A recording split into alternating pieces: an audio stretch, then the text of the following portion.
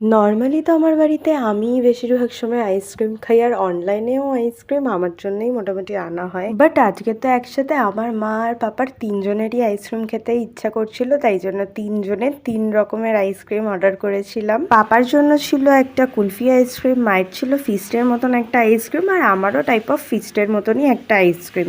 এর সাথে ছিল আমার ফেভারিট ফ্লেভারের একটা লেস, তার সাথে ছিল দুটো ম্যাগি আর আমি অর্ডার করেছিলাম আমার জন্য একটা রামেন। আমার জন্য যে হ্যামারের আইসক্রিমটা অর্ডার করেছিলাম ওটা টু বি ভেরি অনেস্ট এত ভালো খেতে, তোমরা যারা যারা খাওনি তারা অবশ্যই একবার ট্রাই করো। এরপর তো আমার ভেতরকার আর্টিস্টটা কেমন বলে উঠলো যে সৃজা অনেকদিন তুই কিছু করিসনি, কিছু একটা কর। তাই জন্য খাতা পেন্সিল রাবার সব কিছু নিয়ে আমি বসে পড়েছিলাম। আজকে তো প্রায় অনেক দিন পর একটা প্রপার কিছু ড্র করছি। মাঝে মাঝেই আমি টুকটাক এইটা ওইটা ক্রাফটে জিনিসপত্র করি, বাট প্রপারভাবে ড্রয়িং অনেক দিনই করা হয় না। আমি যে খুব ভালো আঁকি এরকম কোনো ব্যাপার নয়, বাট ছোটবেলা থেকে আঁকা শিখতাম, মোটামুটি পারি। তো এই হচ্ছে আমার কমপ্লিট ড্রয়িংটা, অনেক দিন পর করেছি। জানি না কেমন হয়েছে, তোমরা অবশ্যই কমেন্ট করে জানিও যে কীরকম হয়েছে।